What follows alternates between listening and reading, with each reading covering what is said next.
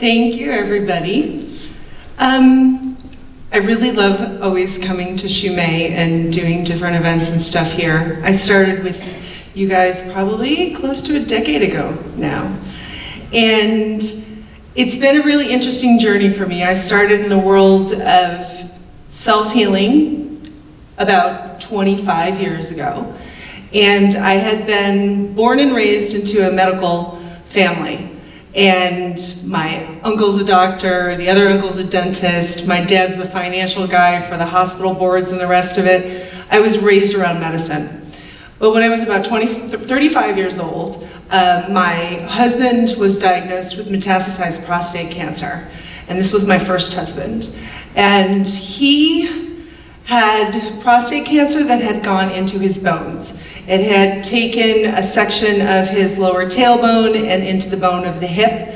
And basically the doctors were like, well, you have about 3 to 5 years with aggressive treatments. We can do hormone therapies and the rest of it, but the only way to completely eradicate the cancer would be by using laser surgery and directly, killing the cancer in the bone, but oh, by the way, you will be crippled for life because of where it's located in the spine. So here's this 250-pound Marine who's being told he needs female hormones to control his cancer. So he's going to become emasculated in one way, or he's going to be crippled. These were not options he wanted to hear. And I had that friend that we all have, who's the really healthy friend, who's like eating buckwheat burgers and these kinds of things, and living here in California, I had that friend. And she was doing this practice called macrobiotics. And at the age of 42, she had decided she wanted to get pregnant and have a baby and be really healthy. So she had jumped on this bandwagon of macrobiotics and gotten really healthy and had this amazing pregnancy. And I was pregnant at the same time as her. And even though the two of us were only 3 weeks apart in pregnancy, me on the standard American diet, which I was considered healthy, I was an athlete and all this other kind of stuff, doing my chicken and my eggs and my no sugar, low calorie, all these low carbohydrate things, full of chemicals. We both had pregnancies at the same time. By the time I was at the 5th month, I had gestational diabetes. By the time I was at the 8th month, I was on complete bed rest from premature contractions. My diet was high in eggs, high in chicken, high in dairy, very little vegetables of any kind. I was 35 years old, she was 42 years old. She had this happy, healthy pregnancy, eating whole grains and vegetables and all that, and I was literally falling apart, and by the end of the pregnancy, just depleted. Shortly after that, my husband gets sick. I've got 2 small kids. He gets sick with cancer, and my friend is still thriving and vibrant and looking younger and younger all the time, and I'm looking like I've been beat up. At this point, my husband gets diagnosed with metastasized prostate cancer, and this time she looks at me and she says to me, it can reverse cancer. And I was like, reverse? What exactly does that mean? She goes, well, you can't say the word cured, because the medical industry owns that word. So you can't use that word, but I know there's people who have reversed cancer with just diet and lifestyle alone. And I thought, what have we got to lose? So I went into the kitchen and I barricaded my kids in there with me, and I got a nice brand new Japanese vegetable knife, and I took a couple of classes, and I started cooking my brown rice and using sea vegetables and all kinds of the lovely vegetables that we can get here in California, organic ones. And I started doing this, and slowly over the next 6 to 8 months, I watched a person with metastasized prostate cancer completely heal from food. And it blew my mind. Now I know it took effort. I was the one in the kitchen chopping the vegetables, cooking it all up, learning how to do this. Because I was raised a standard American. My idea of cooking was a toaster oven, a microwave, and a grill. Now all of a sudden I'm boiling things and cooking whole grains. I didn't even have a concept of what those were at first until I got into doing the actual medicinal cooking. So here I am today, it's 20 some odd years later now, And I'm teaching people at UC San Diego how to do this.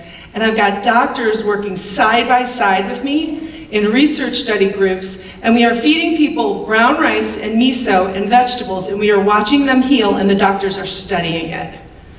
This stuff is so cool, and I'm so excited to be a part of it. Right now, one of the research study groups I'm working with is an endometriosis research study group. These women have been suffering for long periods of time, and within 4 weeks, 4 cooking classes, we have them out of pain. Using vegetables, whole grains, sea vegetables, fermented foods. Because you know what the body does when you give it the right ingredients? It rejuvenates itself. It knows how, and we don't even have to understand it, which is good because it's a pretty complicated process. But the body does it naturally, given the right ingredients. Now let's talk about what that looks like. There's basically 5 elements to the pillars of health. One of them is natural, organic, no chemicals, no additives. The best you can do is natural agriculture. Let nature do as nature is going to do. Don't force nature. Nature knows how it works. Nature knows that the energy that needs to be in there and the nutrients and the rest it needs to balance out. Nature knows how to do it. So honor nature and do natural. And organic is always better because you don't really know with conventional these days what exactly is being added to the soil or amended or what they've sprayed it with. So yes, organic is always going to be best. Now we're spoiled. We live in Southern California, and boy, we can have such a wide variety of different vegetables and things that are available to us because of our demographic. So just when you're thinking of going out, hit those farmers markets. Shumei has lovely vegetables and stuff that are available here today that they grow in their community gardens around this area and stuff too.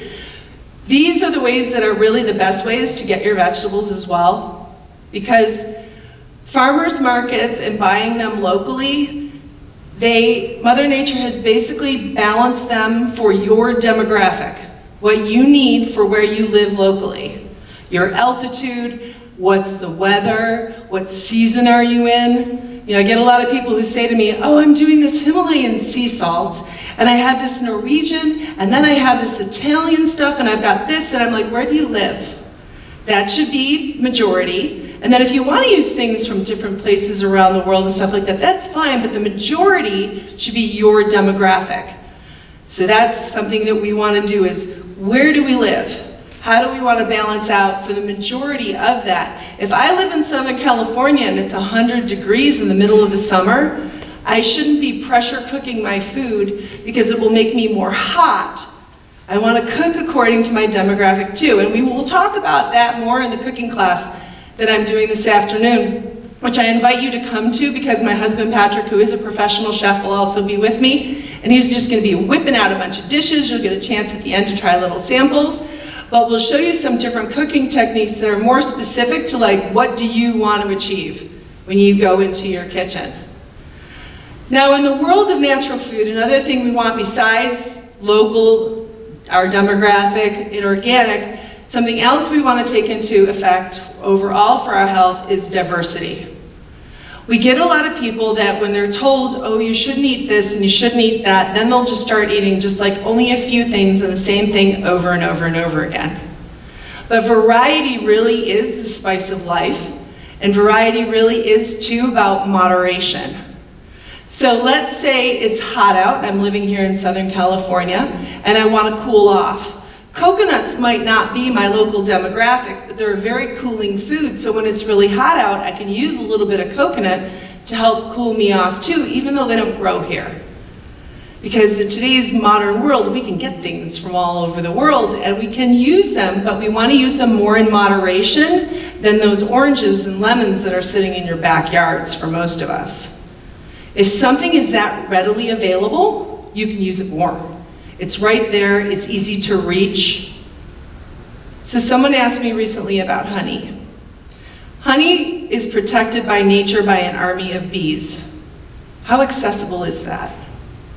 It's a very powerful food too, but nature's telling you something about it. It's not that easy to get to it. It's protected, so it should be used in moderation, not every day. It can be a very powerful, very sporadic kind of energy for people mentally if they have too much honey.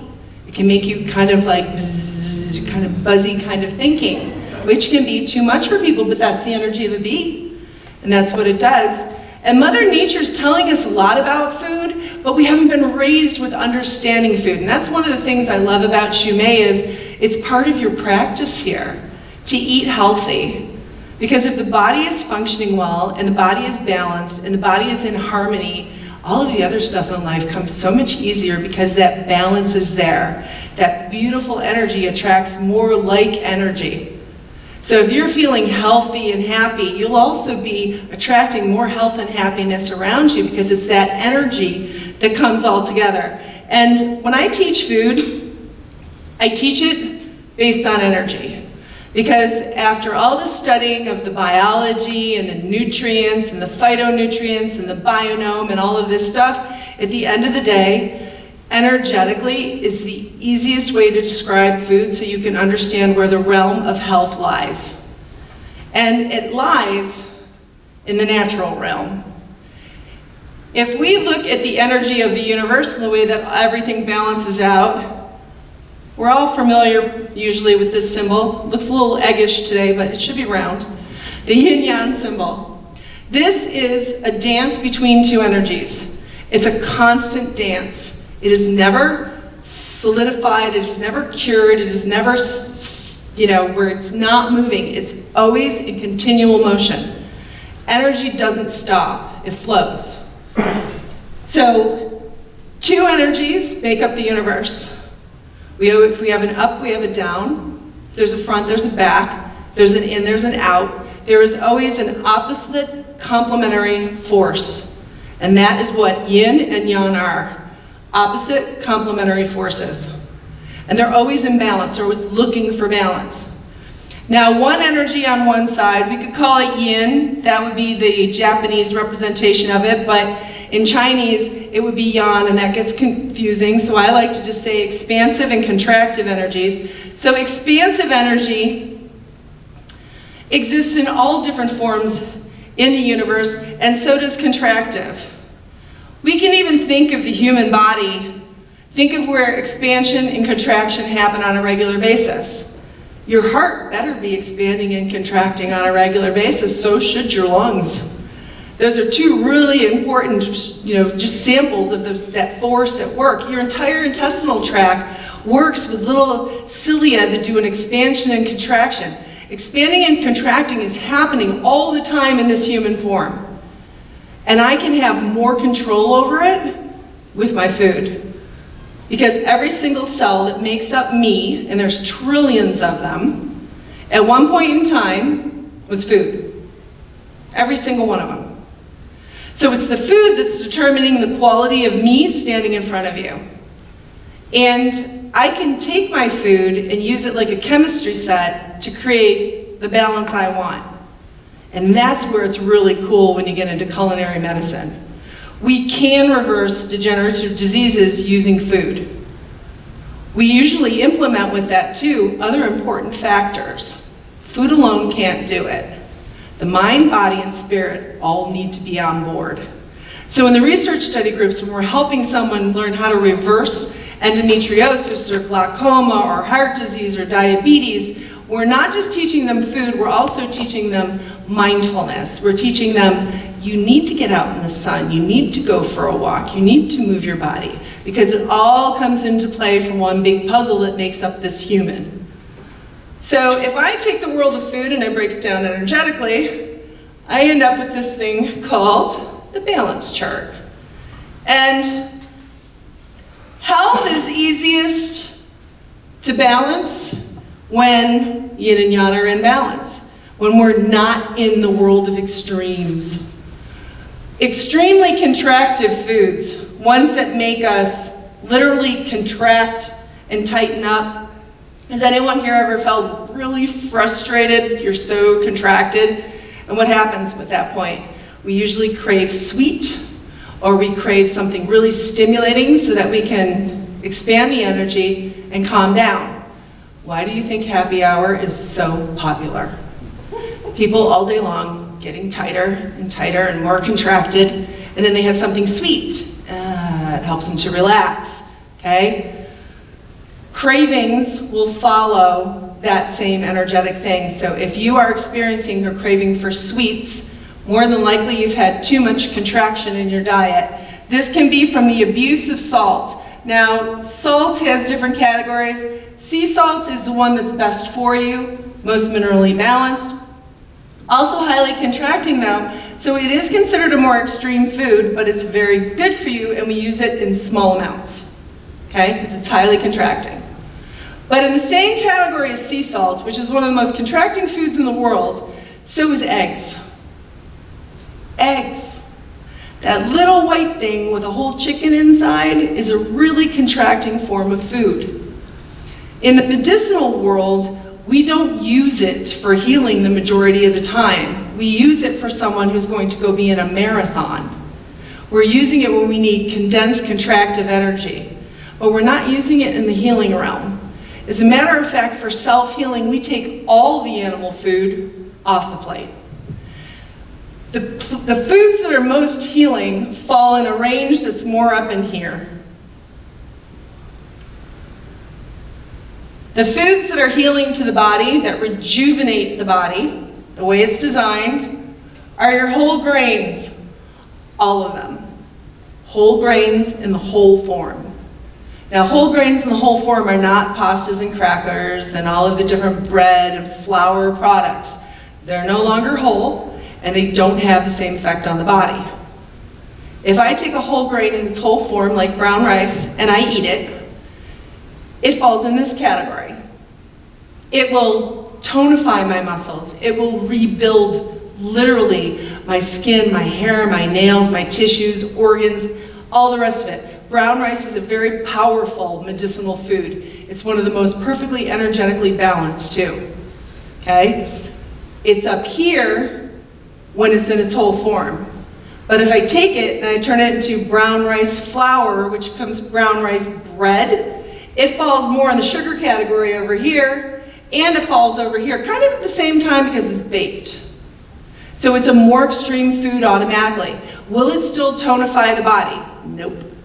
It's a flour product. The second we take a whole grain and we turn it into a flour product, we go from nurturing and trimming to a fluffier effect. It's the same food, but it has changed when it got processed. When we mill a flour, when we take a whole grain and we mill it, we lose certain vitamins and minerals. As soon as that chemistry set starts to change, the body now looks at it when you consume it completely differently, and now looks at it like it's a sugar, and it falls over here. With other foods that are considered high in sugar by Mother Nature, and dairy being a big culprit as one of them, your most extreme and stimulating foods with that energy kind of giving you a buzz are going to be your things that are like alcohol and coffee, stimulants of all kinds, refined sugars. Your most stimulating, interestingly enough, overall, is the most highly processed. So your most expansive energy you get, no matter what the drug does specifically, is prescription drugs. The body looks at prescription drugs energetically as being very yin. Even if they cause contraction in the body for a specific organ or something else, this is a chemical. So prescription drugs are very, very extreme foods, okay, when it comes to the body. So they might be creating a certain balance or get rid of some symptoms over here, but they're going to throw off another balance, which is why so many people will start off with one kind of prescription medication, and over the years they'll end up on more, because it's still throwing off a balance. Now, if we heal from a degenerative condition, and we do it from here in the world of food, there are no side effects. It's creating the balance it needs and knows. So, with the research study groups and the doctors and everything I'm working with right now, here's your first horizon that you're shooting for. If we can't completely reverse what's going on, then they might go over to using a prescription medication of some sort. But so far, there hasn't been anybody who's been leaving the studies on medications. We're doing it all with diet. And these are pretty extreme cases. So, whole grains. All of your vegetable world, every kind of veggie, the ones that are above ground, below ground, and all of your sea vegetables. Now that sea vegetable category is really super important when it comes to healing, because that's where the best minerals, and they're all in a concentrated form, can be found. We do not absorb vitamins and supplements the way that everyone thinks that they're such little magic pills. Vitamins and supplements typically are taking, let's take the vitamin C out of these vegetables over here and let's put it into a little capsule, and now you get 500 to 1,000 milligrams of vitamin C. The problem is vitamins and minerals, when you absorb them in the body, need to be in certain spectrums and balances, and it can get you really complicated. And most people don't have this information, and most, even some of your specialists, don't even understand how all that works. But guess what? If you just eat it, it's all balanced and it's in the way it should be. But all of these little vitamins and tablets that people are taking, most of it we're urinating out because they're not going to absorb. They're not in the right perspective of how they're hanging out in nature. So yes, they can be used for quick fixes, but if you're only getting vitamin C from a vitamin C tablet, you're missing the benefit of the orange. That orange is going to give you the vitamin C, it's going to give you the other minerals, it's going to give you everything in that natural balance that the body understands. So that form of vitamin C is going to be far more beneficial to you than an extracted version that you might not absorb. So all of your whole foods here too, besides whole grains, we have all of your nuts, your seeds, your legumes. This is all of your natural foods. Now, where does the healing start to become a little more difficult? When we get past tropical fruit being the most extreme in nature, or the most stimulating of the natural foods, your superfoods are right around this area too, over to where you get to fish. Fish is the first of the animal foods that we see energetically when we get into the more contractive side of the scale. But as we move down in this direction, like I said, eggs are the most contracting. Chicken comes next. Then we have pork, and beef, okay? Animal foods are not only contracting, but they also, a lot of people think that this is the only way I can get my protein. That is so not true. It's one of the most inefficient ways to get protein. Comes with a lot of baggage, comes with a lot of hormones, and most of the time, usually, I hate to put it this way, but it comes with a lot of emotional distress in the actual tissues of the meat that you're eating, because these animals, most of them are not taken care of properly. Especially if you're just out in the world ordering in a restaurant, I guarantee you that poor animal did not have a good life. Have any of you driven up the 5 freeway and seen these cows standing and there's not even any grass. They're not healthy beasts, and it's not good for us to take on that energy either. Also, animal foods. These hormones mess with our hormones. We don't need any more hormones, we all have enough. And most men will contest that most of us women have more than we need. But when I'm eating animal hormones, they're messing with my hormones. People with thyroid problems and all of these different kinds of hormonal imbalances, women in menopause going through horrible, the hot flashes and the rest of it, hormones messing with hormones. You want to get menopause under control? Eat in this category, do more of the sea vegetables, and miraculously, the hot flashes go away. Why? Because the body's able to get itself back in balance. Now, I'm 54 today, actually. I'm 55, and it's funny, for the last few weeks, I kept thinking I was turning 55. So recently I was like, oh my God, I'm only turning 54. This is like a bonus. I got a whole year out of it. So foods here too rejuvenate. My mother is 78 years old. She had severe osteoporosis for the majority of her life. It started young. She was a sugar junkie. She did a lot of dairy to replace the calcium. By the way, it doesn't work that way. Dairy is calcium, but it's also lactose. Lactose is sugar. Guess what you can't absorb when you consume sugar? The calcium. So it's not an efficient source. None of the animal products are efficient sources of nutrition. They just aren't. If you want to get really super efficient, go to this category. And the benefit of it is if I change from a standard American diet over to a plant-based diet and I start eating vegetables, whole grains on a regular basis, and my good old beans and legumes and stuff, which are protein sources without baggage and garbage to come with them, my body will run better, I will sleep better, I will get sick less, I will get trim naturally.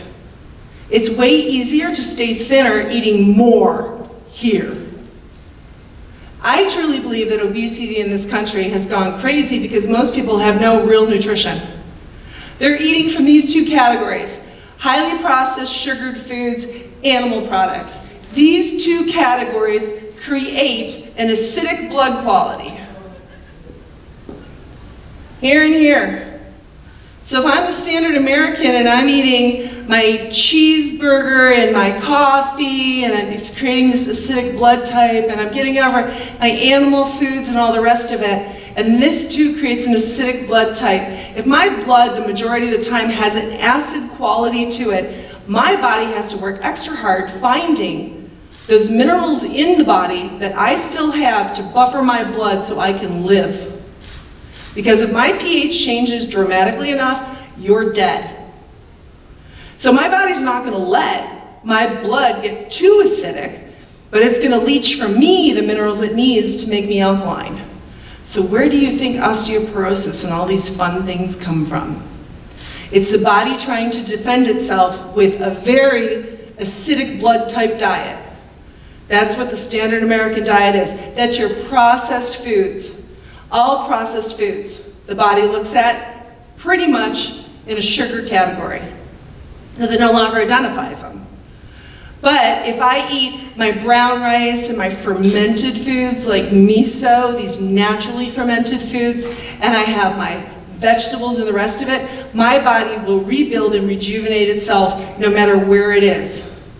And I've watched people do it from extremely advanced cases of degenerative diseases where 3 to 6 months they should no longer be on the planet, and 20 years later, they're doing what I'm doing. They're teaching you that, listen, the only way to figure it out is just because we're getting older doesn't mean we should be falling apart.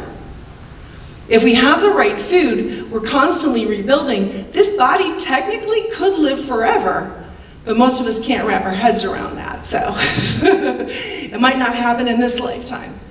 But that's what the body does. It rejuvenates. It's designed to rejuvenate. And you know what's really interesting? When a person has a very advanced state of a degenerative disease and you put them on this diet, they have their miso soup for breakfast, they eat their whole grains during the day, they get their vegetables and the rest of it, the disease actually goes in reverse. Wherever it ended up last, let's say, like with my first husband's history, metastasized prostate cancer, so it was into the bones, it was also in the prostate. When it reversed itself, it first disappeared from the bones, the last place it had shown up, and then it disappeared from the prostate. It goes in reverse when it heals. Now, the one thing I can tell you is most degenerative diseases all start at the gut. A lot of people these days are hearing more and more about the biodome and all of this. Do you want to build up your biodome and do it really easily? You don't have to spend a ton of money on all of these fancy little things that you take and the rest of it. You eat in this category and you rebuild the biodome. This is the soil of your garden, literally. These are prebiotic foods. Carrots, celery, greens, whole grains, all the natural foods, fruits, nuts, These are prebiotic rich foods. They help to build up the right balance of bacteria in the gut. I like to think of it as the soil for your garden. If you're going to grow a garden, you're not going to use really bad soil because you're going to end up with weak vegetables, depleted things, and the rest of it. No, you're going to build good soil first. Right, Ron? So the vegetables and the whole grains in that build this whole system up for us at the same time that it nurtures and feeds us. It's a win-win situation. And people will ask me, well, do I have to do it 100% of the time? What if it's my birthday and I want to go to the Cheesecake Factory? The more you do it, the better you feel. And the more you eat healthier, the less you find the desire for those highly processed rich foods. I was a sugar junkie for most of my life. I was raised one on highly processed foods. We did have broccoli in our house and chicken. There was a lot of broccoli and chicken, and then you just never knew what the other stuff. It could be a baked potato with a lot of butter, bacon bits, you know, standard American kind of stuff. I look at a picture of me 20 years ago as opposed to now, and I am a different person. I'm a better person. I'm a much nicer person. You guys wouldn't want to have met me a long time ago. I was from New York, and I had a lot of anger issues, really did. My liver was just full of I had eaten so much meat for so many years, and my liver was congested, and it was tired. And with that, when different organs get congested, it throws off your emotional balance.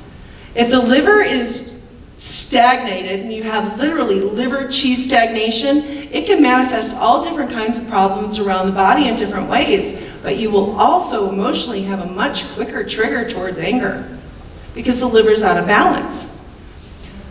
When we eat up and in here, it's that good old saying, Mother Nature knows best. If the majority of the time I'm eating natural foods that are plant-based, the body's going to rebuild and rejuvenate itself. And it's really fascinating for me right now working with the doctors and registered dietitians and I never get this word right. The scientists, it's not epidemiologist, or is that correct? It's the scientists who study the cures, how you reverse, it's a big word.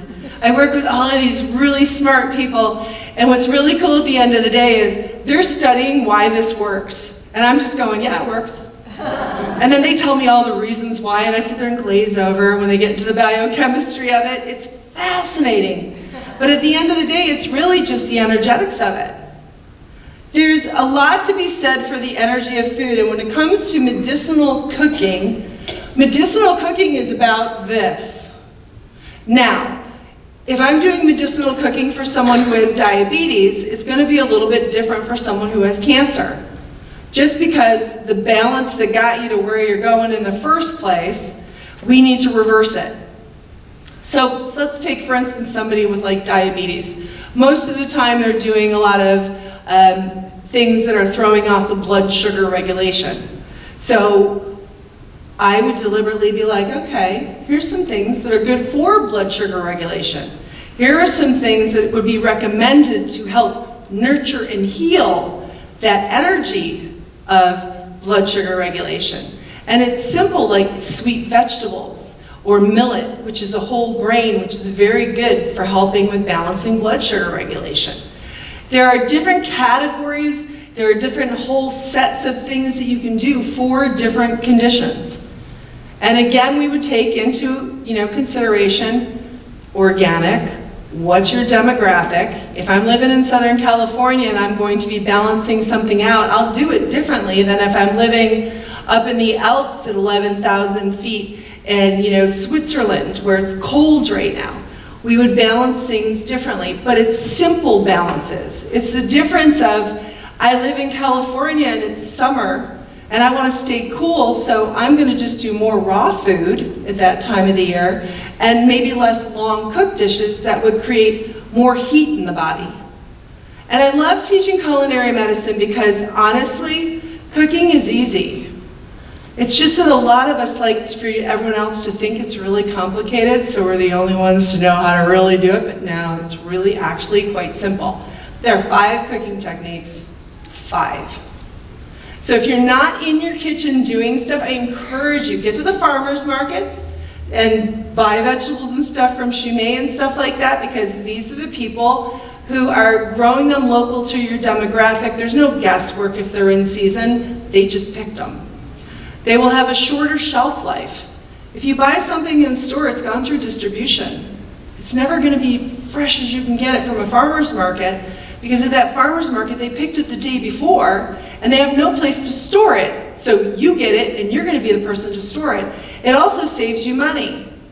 Now, the other thing I encourage people too with farmers markets and stuff like that is, in farmers markets, talk to your local people.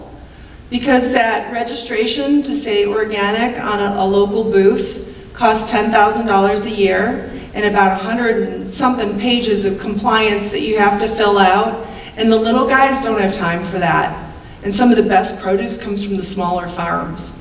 So talk to people in your different, farmers markets and things like that, so that you can get the best deal, but the freshest as well, and get to know them. In my farmer's market, over the years, I just come straight out and say, hey, have you ever grown burdock? It's a really great, blood cleanser. I'd love to get a hold of some burdock that's actual gnarly looking burdock and not this straight thing that was grown in a plastic tube to be sold in an Asian food store. I want the real burdock, the stuff that looks like really, are you gonna eat that? It looks like somebody ripped a root out of the ground. And farmers grow it for you. They're happy to help out with those kinds of things, and it's just a matter usually of them just, having a little bit, of an interest for it, for them just to produce it. Some of the best daikon I've gotten is the same way too, which most of us have some kind of access to sunshine in some way, shape, or form.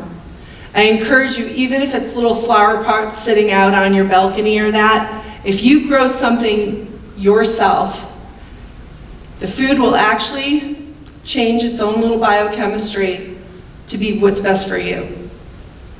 It actually responds to who grows it. That's why it's so amazing, the Shumei rice. I think part of the reason why I love it so much is the guys that are growing it are the most amazing people too, and happy and loving, and they love what they're doing. That comes with all of it.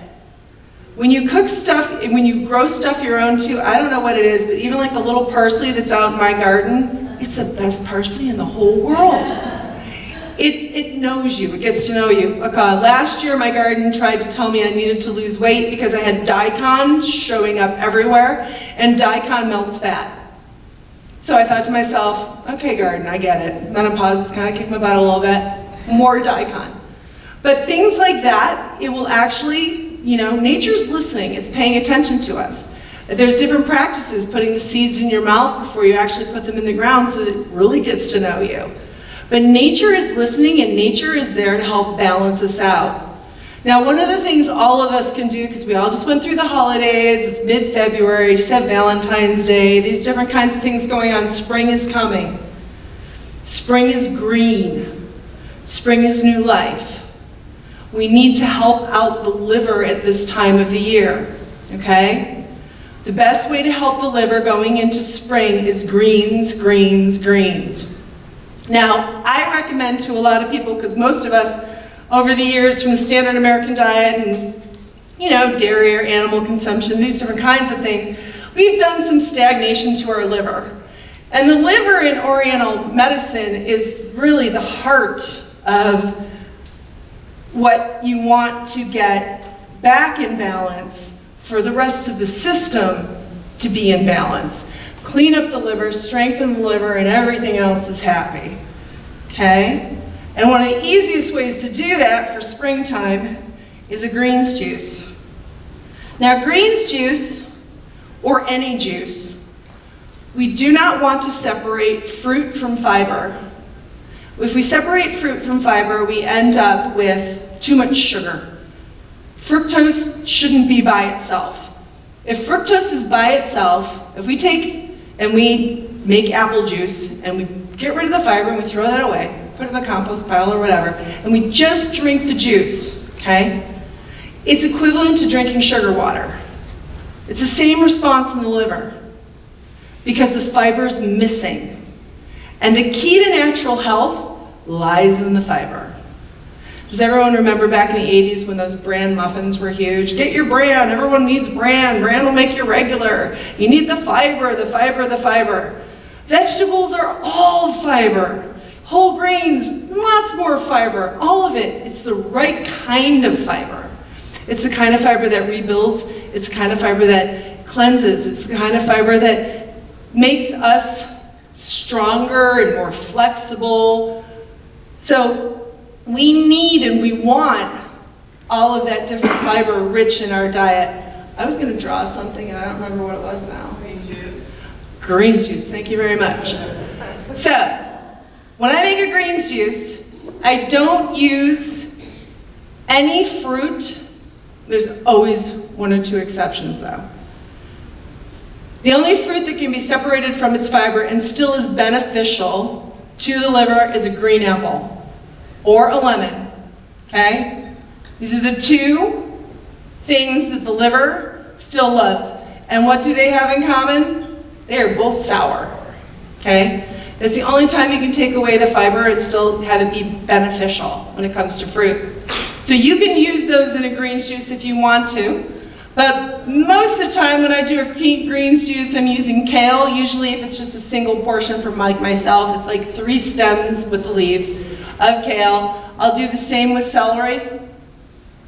I then add parsley or cilantro, a handful.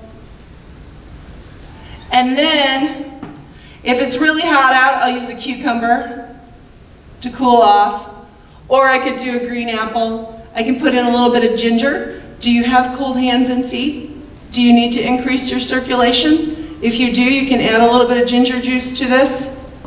Now for most people, ginger, we don't want to use the fiber. If it's been pickled and it's pickled ginger, fine. But for most people, regular straight up ginger fiber is way too, it's a fire energy, and it's way too abrasive for the inside intestinal walls. We haven't grown up eating like raw ginger. So I don't encourage people to eat raw ginger, use the juice. The fiber won't hang out in your intestines that way, you haven't consumed it. It's just the juice. If you have really good digestion, you can handle raw ginger, but that's usually something people gotta work up to, because if you have a lot of inflammation in the system and other stuff, that would not be recommended. Ginger is a very expansive energy, very stimulating for vegetables. It's towards that tropical fruit end of things when we look at energy. And ginger is very good for people too. Do you have trouble with digestion? Do you need help with digestion? A little bit of ginger juice in just water, very helpful with helping that digestive fire. Good with circulation too. So there's different things in nature we can do. Right now, like I said, we're going into springtime. We need to do some cleaning up of that liver. If we do clean up the liver during the spring, we're right on schedule. Think about it. Spring cleansing is a big thing, always has been around the world for a long time. We see a lot of that too now. What's getting more and more popular is fasting. Most of us are eating more than enough food, and we have plenty of storage. So intermittent fasting is something now that's becoming very popular, and you can go anywhere from 12 hours without eating. Let's say you go to bed at 10 o'clock at night, you get up at 10 in the morning, that's 12 hours of fasting. Or you can go longer. It is beneficial for the liver. The liver doesn't like eating a lot of food all the time. It doesn't like all of that stagnation that happens when we're over-consuming. So another thing in springtime that really helps with the liver is to eat less. And we can even do like smaller meals, or we could do less and do them closer in time and just get away from the big meals and do a little bit more like smaller meals throughout the day, every 3 to 4 hours. But the liver, like I said, also really likes lemon.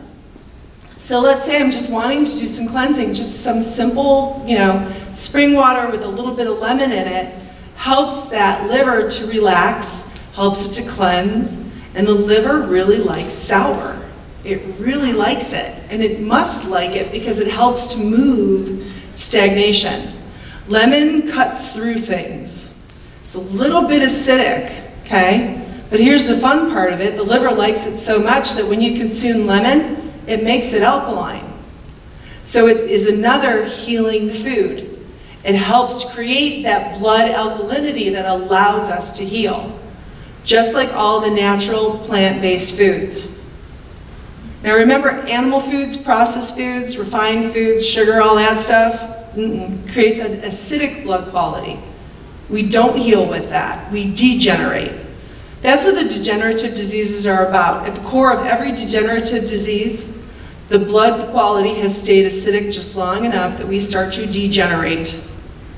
So if we eat a higher concentration of vegetables, whole grains, plant-based foods, the majority of the time, the body's going to rejuvenate itself because, quite frankly, it's just the way you're designed. And I know these days, I got to tell you, I've been teaching this stuff for, 15 years, more than that, I don't know, I've lost track.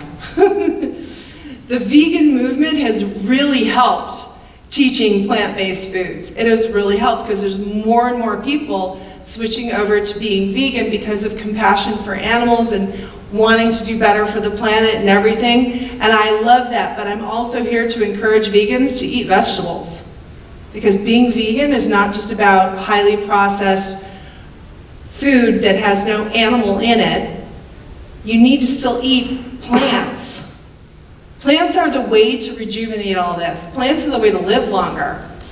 And if you incorporate it with things like fermented foods and really healthy whole grains like organic brown rice and organic quinoa and things like that, your body will rejuvenate itself. And you can avoid the degenerative diseases because you're constantly rebuilding yourself. And you have a more alkaline blood quality. And it's easy to maintain with a plant-based diet. So in the last year, I started working with UCSD, and we've got these different research study groups. And within each one of the research study groups, we have 5 different conditions we're working with right now for reversing them. And the patients come in and they're being studied the entire time with the blood work and other tests, monitoring their condition so that we can see how the food is actually affecting them. And it is the coolest thing I've ever seen, how quickly people turn around. On average, we're seeing people out of pain from chronic illnesses that create pain, like the endometriosis study. Within 2 weeks, the average person is out of pain. I'm working with women who have been suffering for most of their lifetime, have had organs removed and everything else to get rid of the pain, spend their lifetime chasing the pain around, and then they change their diet. Within a couple weeks, they're pain-free, and they're going, why didn't I know this sooner? And most of us don't know it sooner because whole foods in their whole forms are not being advertised. That's not who's making the commercials. That's not who's spending the money. No one's getting rich on brown rice, but we're going to try because that's how we rebuild people. If you eat whole grains on a regular basis and you eat your plant-based whole foods on a regular basis, you will be healthier naturally, just because it's the way it works.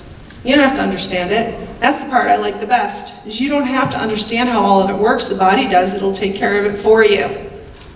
So I encourage you guys, eat vegetables. Stop looking for protein. It's everywhere in the natural world. The actual physical structure of plants is protein. And where do you think the animals got the protein in the first place?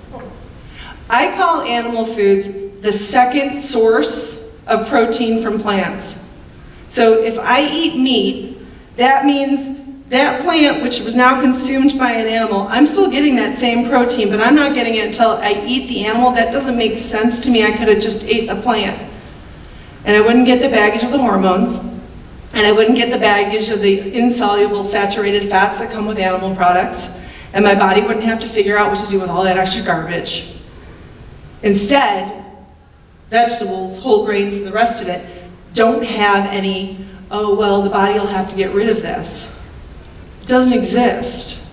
I think Mother Nature has very clearly told us what foods are best for us because they have no side effects. They have no extra baggage. And it's the way we were designed. I get a lot of people who come to me and they're like, I can't give up my chicken and I can't give up my eggs. I used to think that way too. Until my husband was dying, and then suddenly we changed our diet and I went without the chicken and the eggs. And it was months before all of a sudden I was like, you know what, that's weird, but I never craved that stuff. I did struggle with sugar, and I do admit that though. And the struggles with sugar, something that's very interesting about stress is, the higher the amount of stress you're under, the more you will crave sweet or stimulants. Because like I showed you earlier with the chart, if I'm so contracted, it's going to take something more extreme to get me to relax. This is stress. We get all stressed out and we get all contracted, so we'll crave something stimulating to relax us, okay? It can be all different kinds of stimulants. Unfortunately, this is usually too much contraction is what creates most people's addictions, because they haven't found a healthy form of getting rid of this, which an apple can reverse this. It naturally relaxes you. Did you know that apples are like so relaxing that they can take down the fever in the body?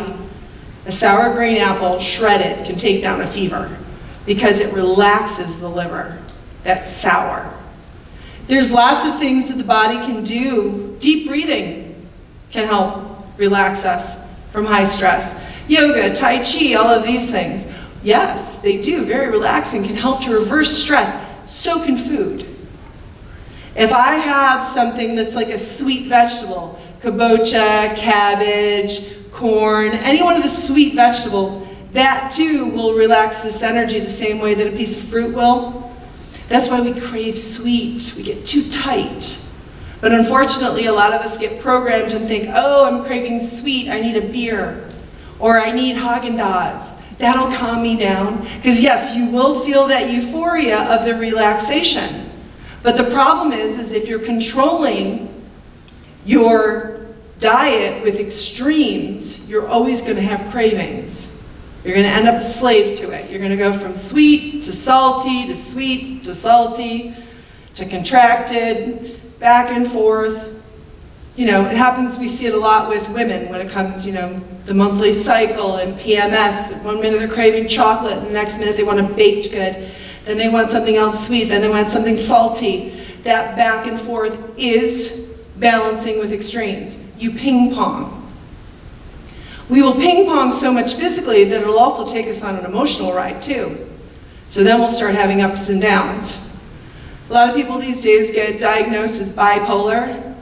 I believe the whole bipolar thing is because the diet is so extreme that physically the body is going from one extreme to the other, and now the mind is just following. And it's hard to stay focused. People flipping and flopping emotionally because their diets are mostly processed food, animal products, and things that are not nurturing and not vitally energizing the body. They're just nutrition. And there's plenty of just nutrition out there. It's in those boxes with the labels down the side. It's in the highly processed food at the drive-through window. Sure, there's nutrition in it, but is it good for you? It's nutrition. Vital life force exists in fresh food. I grow kale, I eat kale, vital life force. Gives me energy, gives me nutrition, vitamins, minerals, rebuilds me, does it all. I take that kale, I turn it into a chip, I put it on a bag, put it on a shelf. Somebody buys it, they eat it, I don't know, 6 months to a year later, vital life force, all gone. It's gone because it was picked, it was dehydrated, it was processed. So if you're lacking energy, if you're having trouble getting out of bed, if you're depressed, you probably need some good vital life force. It'll help you get the heck out of bed. But you gotta eat fresh to get it. Fresh foods heal, they rebuild. They're capable of that. We can get some healing out of processed foods, but it's not as easy. So why make it more difficult? Just go straight from Mother Nature. Go for the good stuff. The freshest, simple foods. Doesn't have to be complicated. Doesn't have to be complicated at all. Sometimes my favorite thing in the world to eat is just straight up wholesome essence brown rice with just a little bit of tekka on top. Oh my gosh, I can run for hours on that. Tekka is really good for digestion and strength. And that brown rice is so beautifully balanced and nurtured and loved, and I can feel it when I eat it, and it is the best tasting brown rice in the world, and yes, I am a wholesome essence snob. We are very lucky to have it. If anyone has any questions or anything, I think we've got just a couple more minutes here. Like one. But does anybody have any questions or anything? I do have a cooking class this afternoon at 2:30. My husband Patrick will be whipping up a whole bunch of different dishes, so people will get to try some samples and stuff afterwards. And I'll get into a little bit more specifically, like, here's what this recipe is, here's what we're doing and why, so you can start understanding like how you can go into your own kitchen and create foods that are truly healing. Yeah? What's your thoughts on cooked food, whole food, plant food versus raw? Okay, so cooked foods and raw foods give you something different. Raw foods can be more cooling on the body. So let's say I just came from Mammoth. I just went up skiing at Mammoth for the last 3 days. I had a little bit of raw food in what I did, but the majority was cooked. Cooked food creates more heat in the body. So I use both, but I change it according to the season of the year. If it's summer and I'm gonna be outside and it's hot, I will do a lot more raw food to help keep me cooler. Now, if a person has really strong digestion and they want to go all raw, a person can easily do that. You get a different enzyme balance and things like that from going all raw, but raw and cooked is something that I found that in the demographic I live with, my lifestyle, that's the best balance for me personally. I was just all raw for a short period of time, but it was a little confusing to me because the raw that I was being taught, a lot of it was dehydrated, and in my mind, that's not raw. It's dehydrated. So I encourage raw foods. I encourage them to be used, more during the summer, maybe a little less during the winter, depending on how hot or how cold your demographic is that you're in. But I personally think it's the best of both worlds to use them both. But if a person prefers, I have friends who are raw foodists and it's all they do and they're healthy and happy, more power to you. But I find it's easier for someone who's transitioning, just from personal experience and working with people for many years. For people who are transitioning from the standard American diet, you kind of have to have both, because the standard American diet creates very weak digestive tracts. A lot of highly processed foods in that, we basically end up with weak digestion. The body doesn't have to digest complex foods because they're all processed. So it kind of over time is like a muscle that isn't getting worked out. So to get most people from a standard American diet to an all raw foods diet and be comfortable with digestion, you have to literally get the digestion strong enough so it can handle all of the raw foods. So sometimes transferring over to an all raw diet for someone who's coming from a standard American diet can be a little bit of a very gassy, uncomfortable situation. But the only reason that's happening though is because the body is having to literally get back up to speed with complex carbohydrates, with fibrous foods that it's not used to. Now I encourage you, if you're switching over and going to more of a plant-based diet, chew your food better. If whole grains, you're having trouble digesting them, if you're having trouble with raw foods, you need to chew better. Chewing makes a world of difference, and the enzymes you need to break your food down are all in your saliva. You don't have to buy enzymes. If you chew well, you'll take care of it all by yourself. So chew your food. You'll get the most out of it, and you'll eat less. Because if we actually chew food properly, we give ourselves time for the sensors in the stomach to go off and tell us that we're full. And we will also eat less with that too. So chewing, give your digestion a chance to heal. And if you're getting off of things like sugars and animal products and stuff, you need to remember that your taste buds will change. Just because kale doesn't taste good today doesn't mean that if you give up a bunch of highly processed stuff that in a week, kale might be like, wow, that tastes really great. Because the taste buds have gotten rid of all of the saturated garbage that was stagnating them. They've rejuvenated themselves over 72 hours to a week. And now your flavor palette has changed. So I always encourage people, even if it's the same recipe from one to the next and you've just switched from 1 week to the next, that recipe flavor will change because you're changing. So give yourself time with it. I didn't like kale or seaweed the first time I tried them either. But guess what? I love kale now. I'm like a junkie. When I travel in Europe, I get sad because I can't find my kale. Any other questions? Isn't it all raw, a little more contractive? It depends on the person and your activity level. If you're sitting still all day long and you're eating a lot of raw, you can get more contracted because you're not moving. It's almost like the body's going, I'm tightening up and I want you to move. I also encourage with everyone, walk. Walk in sun. We need the sun. Even if it's a little bit every day, we need it. No sun whatsoever, granted there's certain conditions that need to be avoided, but sun builds natural vitamin D, and sun is important. Very important. 10 minutes a day, just a little bit here and there. Just skin exposed to the sun makes a world of difference. Build your own T4 cells, strengthen the immune system, and walk. Best movement for the lymphatic system. These lymph nodes here, down in this area, is just simple walking. We don't have to have all these crazy workouts and stuff for self-healing. Self-healing can be very simple as just going for a walk every day. I do encourage, though, yoga and Tai Chi and all that other stuff, because quite frankly, it's fun. Enjoy it, move the body. Because if this ain't moving on the inside, this ain't moving. People who get constipated don't move. I ask people, someone said, oh my God, I'm so constipated. Have you gotten up out of your chair? You've been sitting at that desk for 12 hours. Have you moved? I don't understand why I'm constipated. Have you gone for a walk? Well, I'm just so constipated. Are you moving? If you want to move, you've got to move. Nature's pretty simple. We just complicate things.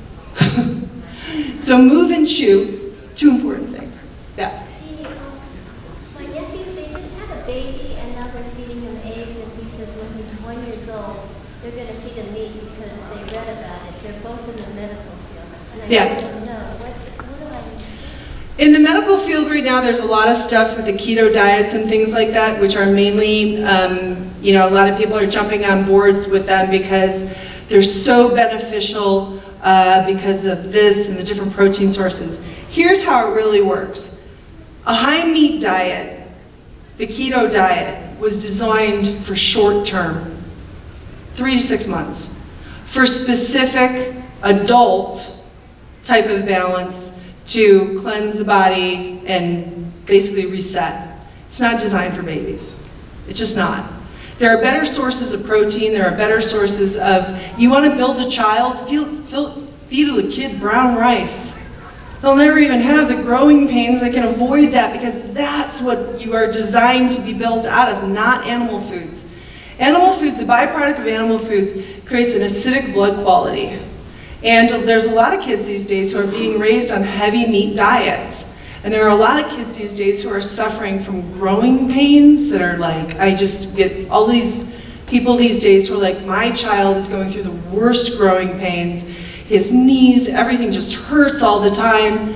And then you give the kid a little bit of seaweed and miraculously, within a few days, the kid's out of pain. If a seaweed is buffering a child's system, they're too acidic. Seaweeds are a vegetable form of minerals, highly concentrated minerals. Anytime there's inflammation in the body, you eat a little bit of seaweed and the inflammation goes away. It's just so amazing what the seaweed can do. It's just the minerals. People think they can get really good sources of protein and minerals out of animal foods, and it's not true. It can be used for a short-term fix for something, but it needs to be used very specifically for who it's good for. It works for some people and it won't work for others, but it's also a short-term fix. We don't want to perpetuate an acidic blood quality over an extended period of time because we will create degenerative diseases of our own. It's just the way the body works. And right now there's a lot of confusion out there. I mean, I do what I do and people still will just, nope, all meat's the only way to go, no carbohydrates, especially no complex carbohydrates. The building block of a human being is complex carbohydrates. That's how you're built. So if you take complex carbohydrates out of the equation for a long period of time, your hair is going to disappear, your nails are going to get weak, things are going to just start degenerating, and you're going to have saturated fat body intakes unless you're doing a ton of green vegetables to wipe those out. There's just all kinds of things that can go wrong because it's a short-term fix. Does everyone here remember the Atkins diet? It's kind of the same thing. They just repackaged it and re-advertised it. Now all of a sudden, it's like all of the different spritzer drinks that are out. We had those wine coolers back in the 80s too. They just repackaged them. It's the same thing. Same diet, different packaging. And at the base of it, where's all the research study being done these days for what heals? Plants. There's not one animal product that is still on the roster. And when the research study group started over a decade ago, they still had some dairy, they still had some fish, they still had some meat, and where we are today, all of that has been removed from the syllabuses, the protocols, all of it. It's all gone. It's all plant-based. You can get everything you need and more from the plant-based realm. And the key is moderation for all of it. You know, if somebody still wants to have a piece of meat occasionally, yeah, you can still maintain your health, but I've learned over time, I have no desire for it anymore. I lost that desire a long time ago. Once in a long while, you know, you come across a piece of fish or something like that, but honestly, it just, once you kind of step away from it and you find other things to fill in the nutrition, you just don't need it. So there's plenty that we can all do. We can also help the planet at the same time, because the meat and dairy industry are just making messes all over the place, and many different kinds of them. So we can help ourselves, we can help the planet. Do your fruits and veggies, whole grains. Any more questions? Yeah? A lot of people are concerned about vitamin B12 when you go vegan, you can't get it. You know the tops of vegetables that everybody cuts off where the ring is? That part of a vegetable? Let's say we got a carrot, and there's that ring at the top, okay? This top part of the plant, this is the ground. This top part of the plant is where the heavens energy, life force, this, I like to call this like the little brain of the plant, okay? It's sending energy upward, which is Earth's force pushing upward through the plant. That's where we get the greens from. Ground level on the human body, anything growing ground level and up, good for the upper part of the body. These greens are exceptional for my heart, my lungs, upper organs. The lower part, this part, the root, is good for the lower organs. The overall vegetable just helps lots of different things, but the interesting thing about it is this little ring right here that we all cut off and throw out. I stopped cutting those off and throwing them out a long time ago because that's where B12 is in the plant world. It's in the rings. So I just take a butt of a knife and I just clean around it, and I have all of the tops of my vegetables, the top of zucchini, the top of the carrot, the top of everything, and I use those. So you're getting the B12 there too. B12 too is also a little bit like dirtier vegetables. It's part of the soil. So fermented foods can also be very helpful, your miso, your sauerkrauts and things like that. But there are some B12 supplements, those little red cap, little teeny tiny ones that if a person gets depleted, they can always do those. There's vegan forms of them, but honestly, it doesn't become, if you're doing a wide variety and you're holding on to your tops and you're doing all your veggies and your whole grains and the rest of it and you're getting out into the sun, the B12 kind of figures itself out, for the most part. Now I know some people, when they get they've been vegan, they're 21 years out, all of a sudden they might suffer from a little bit of B12 deficiency, but they also might not be vegans who are actually eating vegetables and whole grains. I got a lot of vegans who don't eat vegetables. And I'm still trying to figure that out because it's in the definition of vegan, but they don't eat vegetables. So stick to Mother Nature and chew, chew, chew. The rest of it gets easy after that. Body will do it for you.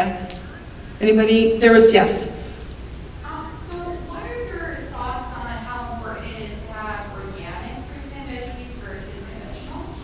I think it's very important because it's what you're not getting. The organic fruits and vegetables, we're getting it the way Mother Nature intended. Conventional, there's so much garbage that is being put into the soils. There's a lot of different pesticides and things that are being added so that they can guarantee crops. We take those on. And then your body has to figure out how to get rid of it. This can be very stagnating for the liver. And I personally believe you're better off paying a little bit more for organic and not having to take care of like cleaning house of all the conventional garbage that you ended up with in the system later. Because if a person's not eating properly, yeah, we'll hold on to those chemicals. If you have a really efficient system that just gets rid of all the garbage, you know, you're not holding on to anything, then you'll be okay. But the fact of the matter is, you still took it on, and why put the body through the extra work in the first place? Organic is just better. Also, with organic, we have more flavor automatically because the soil has a higher mineral content. It's not being degraded by the actual pesticides and things like that as well. So it's actually more flavorful and the rest of it. And I encourage you, go to the local farmers market and talk to the different vendors. There are a lot of organic farms who are practicing organic, but they're not paying for the licensing. It's too expensive for a small farm. $10,000 just for the certificate on a yearly basis. 10 grand. So a lot of them don't have it on there. They can't advertise it, but if you ask them, they can tell you, yep, everything's been growing this way. My family hasn't added anything to it for 40 years. It's the same soil, and they've got the best veggies, and that's pretty much how I buy my produce. It doesn't say organic on the booth. I've talked to the different farmers, and the people I like to work with are usually the ones who are not taking the time to fill out 100 and some odd pages of compliance to get the organic certification. You'll also pay less for it too. So I encourage you, go to the farmers markets, buy the stuff they have here at Shumei. It even just tastes better. It's amazing how when something's grown with love and good soil, how delicious it can be just by itself. Anybody else? Yeah. You mentioned in the lecture there's only 5 ways of cooking. What do you mean by that? There's 5 basic techniques that break down cooking overall. Let's see if I can get them all straight for once. There is, oops. We have boil, bake, braise, boil, bake, braise. Fry. Frying's not one of them. Is that sous vide or whatever they call it? My husband was just standing there a minute ago. He knows them all by heart. Boil, bake, braise, Steam? steam, thank you. Saute, there we go. That's all 5 of them. Everything else is based off of that. It's combinations of these things. Cooking's not that hard, just most of us just weren't raised doing it. I mean, I know growing up, my dad showed me how to use the grill for the chicken. My mom showed me how to, toss a salad with iceberg lettuce. We just weren't raised with it. Everybody was working. And cooking is pretty simple. At 2:30, we have a cooking class, and we'll show you how to, we've been prepping vegetables and stuff this morning. We're gonna have some fun with it. We'll have dishes for you guys to try and stuff too. If you guys want to know any more about me and my husband and what we do, you can just point your camera at this thing and it'll actually take you to the website. If anyone wants to check it out, it's kind of fun. You just, like you're going to take a picture and it'll take you straight to the website. I don't know if you can hang that upside down or not. We'll find out. Oh. But I will be wandering around. If anyone wants, to ask me any questions or you have a personal question, I get those too, so it's okay. You can find me and ask. Thank you, Jeanne. You're very welcome. Thank you.